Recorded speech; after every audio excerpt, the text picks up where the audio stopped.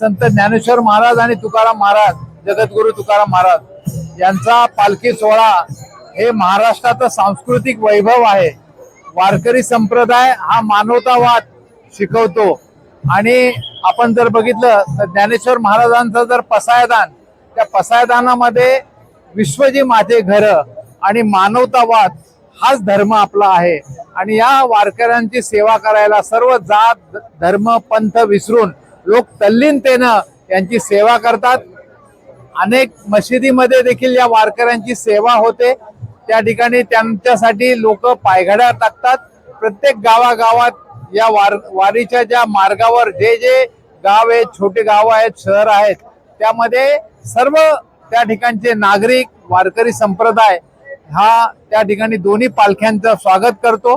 ही महाराष्ट्राची वैभवशाली परंपरा या देशाला एक प्रकारचा मेसेज देते, संदेश देते। आणि हे वैष्णवांचं घर, हे विश्वची माझे घर, ही जी ज्ञानेश्वरांची शिकवणूक आहे, जगद्गुरु तुकाराम महाराजांची शिकवणूक आहे।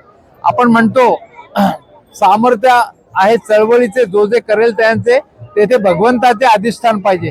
भगवंताचे अधिष्ठान म्हणजे सत्सद विवेक। सत्सद विवेक जागरूक ठेवून जर या शासनाने आणि सर्व लोकशाहीच्या सर्व संस्थांनी या ठिकाणी ही परंपरा चालू ठेवली तर हा संतांचा महाराष्ट्र आहे, हा या देशाला निश्चित योग्य दिशा दिल्याशिवाय राहणार नाही।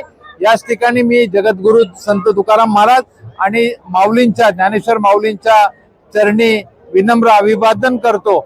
यंदा पावसामुळे इंद्रायणी कोपली असं म्हणतो, त्यामुळे थोडीशी गैरसोय झाली, परंतु वारकरी संप्रदाय हा सहनशीलतेचं प्रतीक आहे आणि पुण्यातून त्यांनी येऊन हा मार्गक्रमण केलं। सर्व वारकरी संप्रदायाला मी, आमचा मित्र परिवार, राजीव गांधी स्मारक समिती या परिसरात, या टिळक चौकामध्ये आम्ही दरवर्षी परंपरेप्रमाणे, मी नगरसेवक असल्यापासून गेले 30 वर्ष या टिळक चौकामध्ये या परिसराच्या लोकांच्या वतीने आम्ही स्वागत करतो।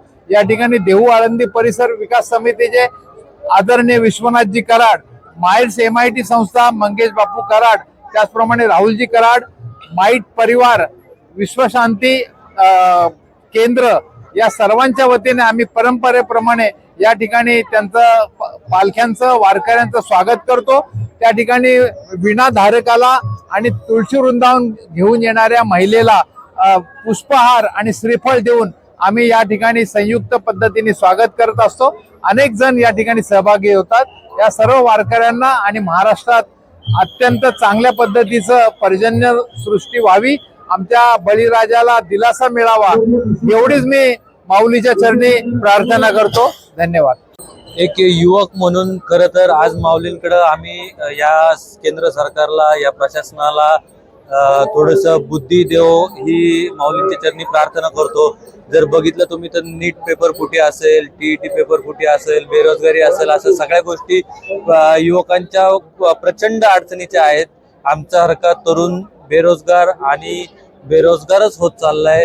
तर माऊलींच्या चरणी आमच्या युवक काँग्रेसतर्फे एकच प्रार्थना आहे की या सरकारला सुबुद्धी देव, जो भारताचा आर्थिक कण आहे, जो भारताचा एक तरुण उमदा नेतृत्व म्हणा किंवा एक आपण प्रकर्षाने बघतो की एक पाठीराखा म्हणू, तर तसं म्हणलं तरी वावगं ठरणार नाही। तर त्या तरुणांना या सरकारने, या प्रशासनाने बेरोजगारीपासून मुक्त करावं, हे संकट वाचवावं हीच मी माऊलींच्या चरणी प्रार्थना करतो। धन्यवाद।